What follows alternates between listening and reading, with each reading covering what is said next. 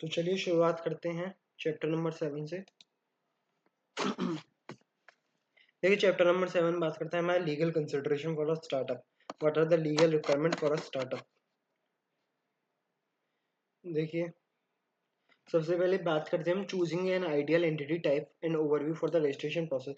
सबसे पहले एक आइडियल एंटिटी टाइप क्या होता है, मतलब एंटिटी टाइप आपको सिलेक्ट करना है जो आइडियल हो आपके लिए। एंटिटी टाइप में आप अपने बिजनेस को सोल प्रोप्राइटर की तरह रन करेंगे, पार्टनरशिप की तरह रन करेंगे, ओपीसी की तरह, public limited company, limited liability company और एमएसएमई में। किस मॉडल में, किस फ्रेमवर्क में आप अपने बिजनेस को रन करना चाहते हैं। तो देखो सोल प्रोप्राइटरशिप मैं बताता हूँ। सोल प्रोप्राइटरशिप क्या होती है। सोल प्रोप्राइटरशिप एक ऐसा फॉर्म ऑफ बिजनेस होता है जिसमें कि एक इंडिविजुअल होता है, सोल इंडिविजुअल होता है, जो कि हमारा ओनर होता है ऑफ द बिजनेस। वो अपने बिजनेस को कंटिन्यू करता है, सारा रिस्क एंड रिवार्ड उसी का होता है और उसकी अनलिमिटेड पर्सनल लाइबिलिटी होती है। पार्टनरशिप के केस में हम बात करते हैं, पार्टनरशिप एक ऐसा फॉर्म ऑफ द बिजनेस होता है जिसमें दो और मोर पार्टनर एक बिजनेस को करते हैं, टू और मोर पार्टनर एक बिजनेस को करते हैं। उनकी अनलिमिटेड लाइबिलिटी होती है, पर्सनल उनकी लाइबिलिटी है। पर्सनल लाइबिलिटी का मतलब ये है कि अगर बिजनेस लिक्विडेशन की स्टेट में चला जाएगा देन उनकी पर्सनल असेट्स से भी हम अपना जो डेप्ट है उसको रिकवर कर सकते हैं। ये पार्टनरशिप 1932 के अंदर गवर्न की जाती है। ऐसे काफ़ी सारे इसके प्रोन्स एंड कॉन्स है पार्टनरशिप के।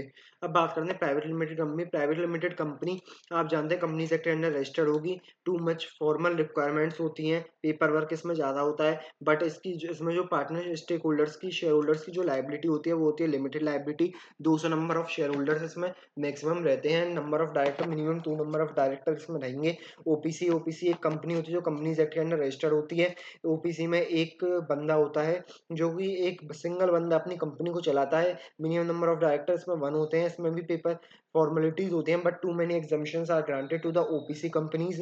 अब बात करते हैं public limited company. Public limited company एक ऐसी कंपनी होती है जिसमें कि जितने मेंबर्स होते हैं उनकी लाइबिलिटी लिमिटेड होती है। इसमें कम से कम इसमें कम से कम 3 नंबर ऑफ डायरेक्टर इसमें होने जरूरी हैं और मैक्सिमम नंबर ऑफ डायरेक्टर 15 हो सकते हैं। पब्लिक लिमिटेड कंपनी में जो मेंबर्स की लिमिट है उसमें कोई भी लिमिट नहीं है, अनलिमिटेड नंबर ऑफ मेंबर्स हो सकते हैं। LLP limited liability, partnership limited liability. Partnership है जो अपना पार्टनरशिप एक्ट 1932 की जो एंटिटी होती है, जो पार्टनरशिप फर्म बनती है, उसकी जितनी भी क्वालिटीज है उनको कंबाइन करते हैं प्लस में लिमिटेड लाइबिलिटी के साथ जो एंटिटी बनती है उसको बोलते हैं लिमिटेड लाइबिलिटी पार्टनरशिप। मतलब ये होती है हमारी पार्टनरशिप फर्म ही है, टू और मोर पार्टनर एक फर्म बनाते हैं बट ये हमारी रजिस्टर्ड होती है अंडर द एमसीए के अंडर ये रजिस्टर की जाती है। इसमें जो पार्टनर्स की जो लाइबिलिटी होती है वो लिमिटेड लाइबिलिटी होती है, मतलब उनकी जो लाइबिलिटी होती है वो उनके बिजनेस की एसेट तक सीमित है, उनकी पर्सनल लाइबिलिटी कुछ भी नहीं होती। स्मॉल बिजनेस एंटरप्राइज है, एमएसएमईज क्या होती हैं, ये डिफाइन की जाती है on the basis of the investment in the plant and machinery के आधार पे। अब देखो कुछ कॉमन स्टार्टअप एंटिटीज के टाइप है इन द फॉरेन कंट्रीज में। फॉरेन कंट्रीज में स्टार्टअप की एंटिटीज के टाइप है वो आता है सी कॉर्पोरेशन। देखो जो सी कॉर्पोरेशन होता है, सी कॉर्पोरेशन सिमिलर होता है हमारी कंपनीज की तरह। देखो they offer the limited liability protection, can attract the investment through the sale of stock. Shares को बेच के तुम इन्वेस्टमेंट कमा सकते हो, इन्वेस्टमेंट ले सकते हो। They are subject to double taxation, but इनमें जो डिसएडवांटेज होती है वो डबल टैक्सेशन की होता है। एक बार टैक्स कंपनी को पे करना पड़ेगा, दूसरा जो टैक्सेबल जो प्रॉफिट होगा वो टैक्सेबल होगा in the hands of the share holders, इसलिए डबल टैक्सेशन की इसमें दिक्कत होती है। एस कॉर्पोरेशन में क्या होता है, S corporation similar to C corporation है बट इसमें जो डिसएडवांटेज थी डबल टैक्सेशन को उसको रिमूव कर दिया गया एस कॉर्पोरेशन में। इसमें जो प्रॉफिट एंड लॉसेस है वो ट्रांसफर किए जाएंगे टू द शेयर होल्डर्स को, उसमें डबल टैक्सेशन की प्रॉब्लम को सॉल्व कर दिया गया है। बेनिफिट कॉर्पोरेशन बोले तो बी कॉर्पोरेशन जो एक कंपनी होती है, प्रॉफिट ओरिएंटेड कंपनीज होती है जो कि कमिटेड जो बनाई जाती है सोसाइटी की डेवलपमेंट के लिए होती है, प्रॉफिट ओरिएंटेड ही है बट ये डेवलपमेंट करते हैं, सोसाइटी का डेवलपमेंट करते हैं, एनवायरनमेंट वगैरह का डेवलपमेंट करते हैं, सारे स्टेक होल्डर्स का ही डेवलपमेंट करती हैं। Benefit corporation society. अब बात करते हैं हम हमारे how to select the right entity type. आप कौन सी एंटिटी को सिलेक्ट करें, ऐसा कैसे डिफाइन करें, ये डिफाइन करेंगे आप on the basis of formation formalities. जैसे कि फॉर्मेशन फॉर्मेलिटीज हमारी companies, public limited company, private limited company, इनमें ज़्यादा होती हैं। Liability attach to the entity, liability आपकी पर्सनल लाइबिलिटी है, लिमिटेड लाइबिलिटी है या फिर लिमिटेड लाइबिलिटी है, इसके बेसिस पे एक्सपेंशन के बेसिस पे taxation of the entity, tax किस एंटिटी की फॉर्म में ज़्यादा लगेगा, किस में कम लगेगा, social media e commerce transaction के बेसिस पे, कोर्स क्लोजर एंड एग्जिट के बेसिस पे। अब एक एक फैक्टर को डिस्कस करते हैं। फॉर्मेशन फैसिलिटी, फॉर्मेशन फॉर्मेलिटीज के बेसिस पे। एलएलपी जो लिमिटेड लाइबिलिटी कंपनी है, पब्लिक लिमिटेड कंपनी है, रिक्वायर मोर पेपर फ्रेमवर्क, इनमें आरओसी वगैरह के कंप्लाइंस करने जरूरी होते हैं, एमसीए में काफ़ी सारी रिपोर्ट्स वगैरह देनी पड़ती हैं, इसलिए फॉर्मेशन फैसिलिटी फॉर्मेशन फॉर्मेलिटीज ज़्यादा होती है in case of companies. Liability के केस में हम बात करें तो लाइबिलिटी के केस में जो पार्टनरशिप और सोल प्रोप्राइटर है, इनकी जो लाइबिलिटीज होती हैं वो अनलिमिटेड होती हैं, बट जो इसी केस में हमारी जो कंपनीज होती हैं, इनके जो शेयर होल्डर्स होते हैं, इनकी लाइबिलिटीज लिमिटेड होती है, लिमिटेड लाइबिलिटी होती है, इनकी इनकी जो पर्सनल एसेट है उनको हम इन्फोर्स नहीं करा सकते टू पे द बिजनेस डेब्ट्स। अब बात करते हैं हमारा एक्सपेंशन एक्सप्रेशन। अगर आपका एक्सपेंशन करने का मन है तो आपको हमारा वो लिमिटेड लाइबिलिटी कंपनी मतलब कंपनी फॉर्म ऑफ बिजनेस में जाना चाहिए, क्योंकि अगर एक्सपेंशन की जो स्कोप है वो कंपनी फॉर्म ऑफ बिजनेस में जाता है as compare to sole proprietor and partnership firm. अब बात करते हैं टैक्सेशन ऑन एंटिटी। देखो टैक्सेशन ऑन एंटिटी की बात करते हैं, हमारी जो लिमिटेड लाइबिलिटी कंपनी है और वो हमारी बेनिफिट में रहती है हमेशा टैक्स के प्लानिंग में। ये टैक्स की जो भी टैक्स प्लानिंग में जो सबसे मेन एंटिटी आती है वो आती है लिमिटेड लाइबिलिटी कंपनी, ऐसा हमारी बुक में लिखा हुआ है एसपीओ में, इसलिए हम इसको ज़्यादा महत्व देंगे। वैसे इन रियलिटी जो हमारी लिमिटेड लाइबिलिटी कंपनी होती है इसको उतना बेनिफिट मिलता नहीं है, बट हमारी बुक में लिखा हुआ है कि एलएलसी को फायदा मिलता है इन टर्म्स ऑफ टैक्स प्लानिंग में, देयरफॉर हम इसी को कंसिडर करेंगे। आगे बढ़ते हैं हमारा सोशल मीडिया ने ई कॉमर्स ट्रांजेक्शन। अगर आपको सोशल मीडिया के थ्रू अपने गुड्स एंड सर्विसेज बेचने हैं या फिर ई कॉमर्स ट्रांजेक्शन के थ्रू अपने अपनी ट्रांजेक्शन करनी है, ई कॉमर्स मतलब अपने ऑनलाइन प्लेटफॉर्म के थ्रू अपने गुड्स एंड सर्विसेज सेल करने हैं, देन आपको जाना चाहिए कंपनी फॉर्म ऑफ बिजनेस में, बिकॉज उसमें वाइडर स्कोप होता है आपके लिए।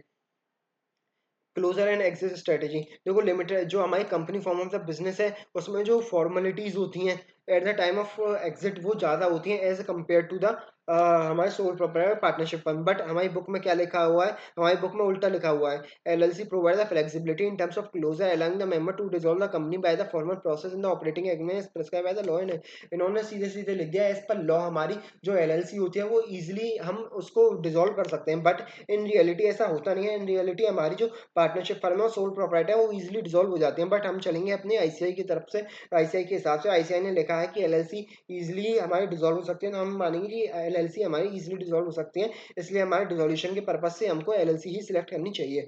अब बात करें registration process for the startup in India. देखो रजिस्ट्रेशन प्रोसेस हमारे जो एलएलपी अगर आपको बनानी है तो एलएलपी हमारी जो रजिस्टर्ड होगी वो होगी एमसीए पोर्टल में, मिनिस्ट्री ऑफ कॉर्पोरेट अफेयर्स पे। सबसे पहले आपको डिजिटल साइनिंग वो सर्टिफिकेट ऑब्टेन करने पड़ेंगे सारे डेजिग्नेटेड पार्टनर्स के, देन उनका डिन नंबर आपको ऑब्टेन करना पड़ेगा, देन जो आपको रन एलएलपी एक वो रन एलएलपी का फॉर्म होता है एमसीए पोर्टल पे वो भरना पड़ेगा। फिर उसके बाद आपको एक फॉर्म फाइल करना पड़ेगा LLP one incorporation document subscriber statement, उसमें जमा किए जाएंगे आपके एलएलपी फॉर्म वन में। आप प्रेस्क्राइब फीस पे कर दीजिए, वो फीस पे करो एमसीए को, देन अगर आपकी एमसीए वेरीफाई कर दीजिए सारे डॉक्यूमेंट को, देन आपको एलएलपी का रजिस्ट्रेशन मिल जाएगा।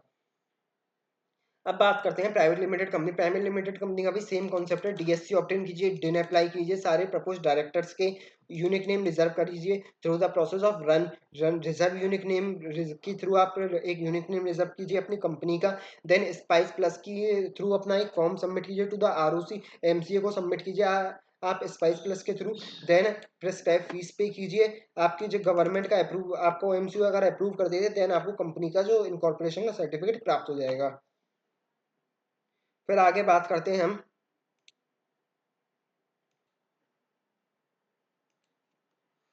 अब आगे बात करते हैं goods to have registration for startup in India. जो भी स्टार्टअप हमारे गुड्स की सप्लाई करेगा तो उसको ये फॉलोइंग रजिस्ट्रेशन लेने पड़ेंगे। जैसे जीएसटी का रजिस्ट्रेशन होता है, जो जीएसटी का रजिस्ट्रेशन है वो मैंडेटरी होता है अगर आपका टर्नओवर एक्सीड कर जाएगा एक स्पेसिफाइड थ्रेशोल्ड लिमिट को। एमएसएमई का रजिस्ट्रेशन, एमएसएमई का रजिस्ट्रेशन लेना पड़ेगा, registration the micro small and medium enterprises act के अंदर आपको रजिस्ट्रेशन लेना पड़ेगा। इस रजिस्ट्रेशन से आपको फायदा होता है कि वेरियस सब्सिडीज वगैरह मिलती हैं, आपको टैक्स में बेनिफिट मिलता है आपको। ट्रेडमार्क रजिस्ट्रेशन की बात करते हैं। ट्रेडमार्क अगर आपका कोई भी स्पेसिफिक ट्रेडमार्क है देन आपको उसको रजिस्ट्रेशन कराना पड़ेगा under the trademark registration act. फिर हम बात करते हैं पेन और टेन ऑब्टेन करना पड़ेगा आपको अपने बिजनेस का, या फिर आपका कंपनी फॉर्म ऑफ बिजनेस है आपको पेन और टैक्स कलेक्शन नंबर ऑब्टेन करना पड़ेगा, एफएसआई का रजिस्ट्रेशन कराना पड़ेगा। FSI का रजिस्ट्रेशन कराना पड़ेगा इन केस आप इन्वॉल्व है फूड वाली एक्टिविटीज़ में, फूड बिजनेस एक्टिविटीज़ में। प्रोफेशनल टैक्स रजिस्ट्रेशन कराना पड़ेगा। अगर आपकी एम्प्लॉयज़ को आप सैलरी दे रहे हैं, देन उनका आप अगर प्रोफेशनल टैक्स काट रहे हैं और प्रोफेशनल टैक्स रजिस्ट्रेशन आपको कराना पड़ेगा। ESIC और EPF में आपको रजिस्ट्रेशन कराना पड़ेगा। Startup India recognition, startup India में रजिस्ट्रेशन करा लीजिए, आपको वेरियस सब्सिडीज वगैरह, ग्रांट्स वगैरह का फायदा मिलेगा। तो ये सारे एक्ट हैं। GST में रजिस्ट्रेशन कराओ, MSME में कराओ, trademark, pan, ten, FSSIC, professional tax, ESIC, PF, startup India में रजिस्ट्रेशन कराना पड़ेगा अगर आप सप्लाई कर रहे हैं गुड्स की।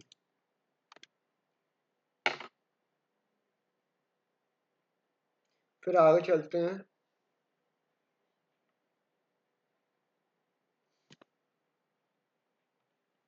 फिर आगे बढ़ते हैं हम इक्विटी स्प्लिट की तरफ। देखो सबसे पहले मैं आपको बताता हूँ इक्विटी स्प्लिट का कॉन्सेप्ट क्या कहता है हमसे। इक्विटी स्प्लिट का कॉन्सेप्ट हमसे ये कहता है startup equity split among the co founder refers to the allocation of ownership and the equity in the new ventures among its following team founding team members. मतलब क्या होता है, अब आपकी जो एक स्टार्टअप चालू किया था, जैसे कि हमारा फ्लिपकार्ट स्टार्ट किया था सचिन बंसल और बिन्नी बंसल ने। उसके बाद उनको फंडिंग की रिक्वायरमेंट हुई, देन वो एंजल इन्वेस्टर्स के पास गए। अब एंजल इन्वेस्टर ने उन्होंने 100 करोड़ ऑफर किए। 100 करोड़ ऑफर किए तो उन्होंने किए इक्विटी के बेसिस पे। अब क्योंकि सचिन बंसल और बिन्नी बंसल का फ्लिपकार्ट में स्टेक है, देन उनको सम स्टेक उस इन्वेस्टर को देने पड़ेंगे जिसने उसको 100 करोड़ ऑफर किए हैं। तो इस हिसाब से जो हमारा इक्विटी स्प्लिट होगा, वो इक्विटी स्प्लिट को करते समय कौन कौन सी बातें आपको ध्यान में रखनी चाहिए। इक्विटी स्प्लिट का मतलब क्या हुआ, जो आपने अपनी इक्विटी स्प्लिट करी as a result of funding, then आपको उस फंडिंग के एज अ रिजल्ट ऑफ उस फंडिंग आपने जो इक्विटी स्प्लिट करी, देन उस स्प्लिट के दौरान आपको क्या क्या बातें ध्यान रखनी है, वो सारी बातें बताई गई हैं। देखो सबसे पहले बताया गया है वो एसेस कंट्रीब्यूशंस। सबसे पहले आप ये कंट्रीब्यूट कीजिए कि ईच को फाउंडर ने कितना कंट्रीब्यूशन किया। जैसे सचिन बंसल और बिन्नी बंसल दो फाउंडर थे, तो उनको कितना कितना स्टेक मिलना चाहिए, वो डिपेंड करेगा कि उन्होंने कितना टाइम उसमें फ्लिपकार्ट में इन्वेस्ट किया है, कितनी स्किल्स उन्होंने इन्वेस्ट करी है। वैल्यू प्रपोर्शन की बात करेंगे। इवेल्युएट कीजिए unique value proportion that each co founder bring in the startup. मतलब कौन सी यूनिक स्किल या फिर कौन सा यूनिक आइडिया वो स्टार्टअप में लेके आए। जैसे सचिन बंसल ने कोई यूनिक आइडिया फ्लिपकार्ट को दिया, देन उनका स्टेक ज्यादा होगा। इस हिसाब से भी वैल्यू प्रपोर्शन के हिसाब से भी उनका जो स्टेक है वो डिपेंड करेगा। Negotiation and discussion, various discussion, आप डिस्कशन कीजिए अमंग द को फाउंडर्स के बीच में डिस्कशन होगा और निगोशिएशन होगा अमंग वो इक्विटी स्प्लिट को लेकर। यूटिलाइज कीजिए वेरियस स्प्लिटिंग टूल्स, जैसे कि हमारे स्प्लिटिंग टूल्स है slicing pi model. Slicing pi model का आप इस्तेमाल कीजिए फॉर इक्विटी स्प्लिट के लिए। फॉर्मलाइज एग्रीमेंट, जो भी आपका एग्रीमेंट फॉर्मलाइज हुआ, लास्ट में जो भी एग्रीमेंट बना उसको आप प्रॉपर्ली ड्राफ्ट कीजिए ऑन द स्टैम्प पेपर, उसको बोलते हैं formalize agreement. Importance of startup equity split. अब इंपोर्टेंस क्या है इसका, इंपोर्टेंस सबसे पहले इंपोर्टेंस ये है इंसेंटिव का। अगर आपका इक्विटी स्प्लिट प्रॉपर मैनर में हुआ है, देन जो आपके नए को फाउंडर हैं या फिर जो पुराने भी को फाउंडर्स हैं, देन उनका जो इंटरेस्ट है स्टार्टअप में वो बना रहेगा, वो और एक्टिवली काम करेंगे, वो मोटिवेट होंगे स्टार्टअप को आगे ले जाने के लिए। रिटेंशन की बात करें, अगर आपका इक्विटी स्प्लिट अच्छी तरीके से हुआ है, देन जो आपके पुराने को फाउंडर है वो स्टार्टअप में कंटिन्यू करेंगे, नहीं तो वो स्टार्टअप से एग्जिट कर जाएंगे। इसलिए रिटेंशन में भी बहुत अहम भूमिका निभाता है हमारा इक्विटी स्प्लिट। टैलेंट अट्रैक्शन, अब क्योंकि आप इक्विटी स्प्लिट फेयर तरीके से करेंगे, देन स्टार्टअप की एबिलिटी बढ़ेगी। कैसे बढ़ेगी, क्योंकि जो नए नए एम्प्लॉयज आएंगे उनका उनका में जो नई नई स्किल्स होंगी, टैलेंट होगा, उनका भी आप यूटिलाइज कर पाएंगे अगर आपने अच्छे तरीके से इक्विटी स्प्लिट किया है तो। इन्वेस्टर कॉन्फिडेंस, अगर आप इक्विटी स्प्लिट प्रॉपर और गुड मैनर जेन्युइन मैनर में करेंगे, देन जो आपके एग्जिस्टिंग इन्वेस्टर्स हैं उनका भी आपका कॉन्फिडेंस बढ़ेगा इन द स्टार्टअप में। Things to consider while deciding equity split को करते समय क्या क्या चीजें आपको कंसीडर करनी है। सबसे पहले आपको कंसीडर करना है फ्यूचर डायल्यूशन। देखो इक्विटी स्प्लिट एक बहुत ही सेंसिटिव प्रोसेस है, तो इसको करते समय आपको जो चीजें ध्यान रखनी है वो करनी है फ्यूचर डायल्यूशन। फ्यूचर में आप इक्विटी को कितना डायल्यूट करेंगे, या फिर इक्विटी डायल्यूट करने वाले मेथड, जैसे कि आप ईसॉप कितना इशू करेंगे, एम्प्लॉय स्टॉक ऑप्शन प्लान क्या इशू करेंगे, इन सबसे रिलेटेड जितनी भी पॉलिसीज वगैरह है उन सबको डिस्कस कीजिए। वेस्टिंग, एक वेस्टिंग का मतलब क्या होता है कि वेस्टिंग एक पीरियड होता है implement the vesting schedule cliff period that the co founder earn the equity over the time. होता क्या है कि जो हमारे को फाउंडर है जैसे ही उनको अपना स्टेक मिला इन द स्टार्टअप में, वो स्टार्टअप को छोड़ने की सोचते हैं। तो इसलिए आप प्रॉपर मैकेनिज्म बनाइए, जैसे कि आपको सचिन बंसल को 25% स्टेक देना इन द फ्लिपकार्ट में, देन वो 25% स्टेक आपको ओवर द टाइम मिलेगा। जैसे आप फ्लिपकार्ट में 2 ईयर्स कंटिन्यू करेंगे, देन आपको 10% स्टेक मिलेगा। देन आगे नेक्स्ट 4 ईयर कंटिन्यू करेंगे, देन आपको पूरा 25% मिल जाएगा। इस हिसाब से जो वेस्टिंग पीरियड होता है उसके लिए प्रॉपर प्रोविजन बनाइए। एग्जिट सिनेरियोज, एग्जिट स्ट्रेटजीज के लिए आप प्रॉपर सिनेरियोज बनाइए जिससे कि कोई डिस्प्यूट रेज ना हो। और फिर हमने बात की लीगल एंड टैक्स इंप्लीकेशंस को भी ध्यान में रखिए while considering the equity split. अब बात करते हैं इक्विटी वेस्टिंग की।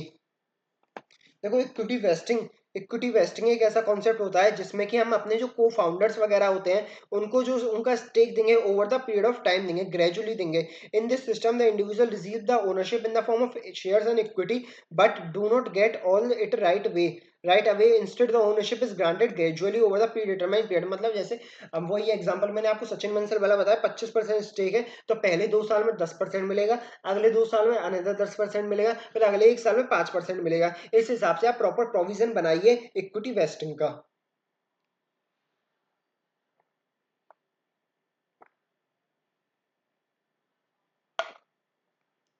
ठीक है,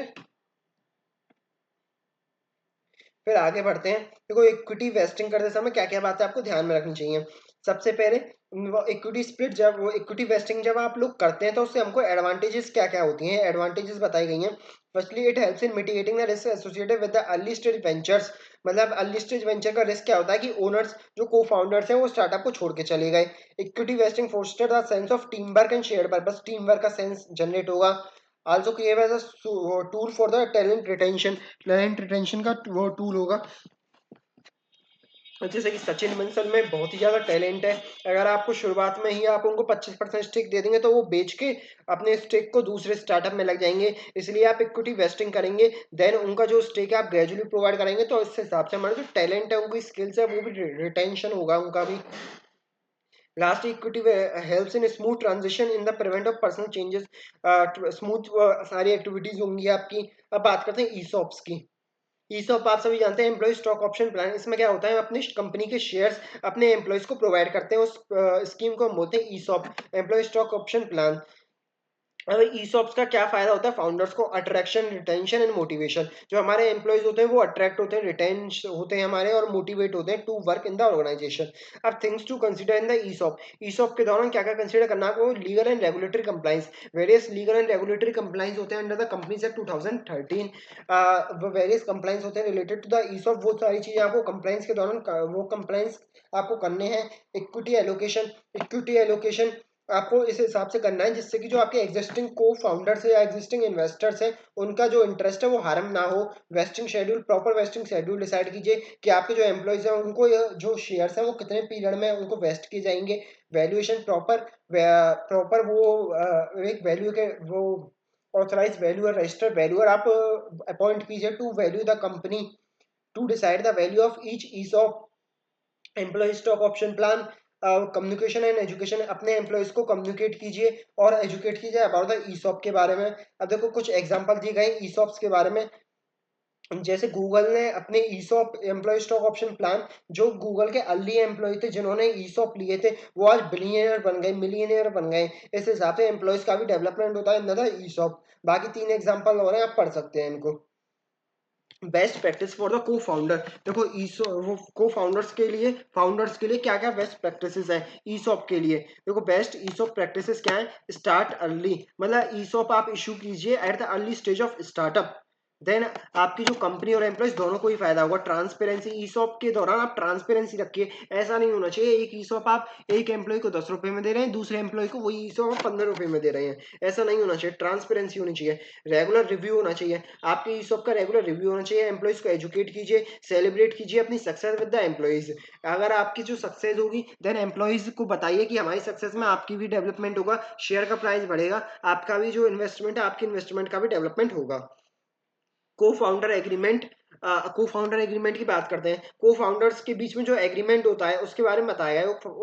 एक को founder is an important for startup के लिए इंपॉर्टेंट होता है, तो उनके एग्रीमेंट में क्या होना चाहिए, शेयर्ड विजन एंड कमिटमेंट। को फाउंडर का एग्रीमेंट इस हिसाब से बनाया जाना चाहिए कि जो उनका को फाउंडर का मोटिव है और जो स्टार्टअप का विजन है वो इन लाइन चले, मतलब इन कंटिन्यूटी में चले। जैसे जैसे आपका मोटिव कंप्लीट हो, वैसे वैसे स्टार्टअप के विजन कंप्लीट हो। डाइवर्स स्किल सेट, को फाउंडर को अपने जो को फाउंडर एग्रीमेंट है उसमें डाइवर्स स्किल सेट का वो एक सेटअप बनाना चाहिए। Support and collaboration. Co-founder provide the mutual support and collaboration, serving as a sounding board and advisor in decision making. उनको अपने जो एग्रीमेंट है उसमें एक म्यूचुअल सपोर्ट्स और कोलैबोरेशन के लिए भी पॉइंट्स डालने चाहिए। रिस्क शेयरिंग, अपने जो एग्रीमेंट है उसमें बताना चाहिए कि कौन को फाउंडर कितना रिस्क शेयर करेगा। नेटवर्क एंड रिसोर्सेज के बारे में बताना चाहिए। Co founder often bring their own network and connection resources to the startup, कि सारे जो को फाउंडर है वो अपने नेटवर्क वगैरह हैं उनको डेवलप करेंगे स्टार्टअप के। लॉन्ग टर्म स्टेबिलिटी में कि जो को फाउंडर आपकी क्या सक्सेस प्रोवाइड कराएंगे, क्या डेवलपमेंट देंगे। लॉक इन पीरियड बताना चाहिए। फॉर्मुलेटिंग स्टार्टअप लाइफ, वही लॉक इन पीरियड वाली चीज होगी कि कोई भी नया इन्वेस्टर जो भी कंपनी से जुड़ा है तो उसके लिए लॉक इन पीरियड कितना है कि कम से कम 1 साल तो उसको कंपनी में काम करना ही करना है। Checklist for the co founder agreement, उनको क्या क्या चीजें देखनी है। Rules and responsibility, what are the title for each co founder, क्या उसकी रेस्पॉन्सिबिलिटी होंगी, क्या उसकी लिमिट्स होंगी, क्या उसकी पावर होगी। क्वेश्चन है राइट्स एंड रिवार्ड्स, उसको कितना प्रॉफिट मिलेगा, क्या डिसीजन मेकिंग में उसका वो अधिकार होगा, वो सेपरेट इक्विटी, कितनी इक्विटी प्रोवाइड की जाएगी उसको। ऐसे सारे जो हमारे क्वेश्चन है वो कंसीडर करने चाहिए वाइल ड्राफ्टिंग का को फाउंडर डिसीजन। आप इनको पढ़ सकते हैं। Drafting the co founder agreement कर दिया हमने। अब को फाउंडर एग्रीमेंट जैसे ही हम बनाते हैं तो को फाउंडर एग्रीमेंट बनाने के बाद तो हमको कौन कौन से एरियाज पे फोकस करना चाहिए। सबसे पहले हमको इंट्रोडक्शन बताना चाहिए कंपनी के बारे में, कंपनी हमारी किस नेचर का वर्क करती है। देन रोल्स एंड रिस्पॉन्सिबिलिटी बताइए ईच को फाउंडर की। इक्विटी ओनरशिप बताइए कि जैसे सचिन बंसल और बिन्नी बंसल की कितनी इक्विटी का स्टेक रहेगा।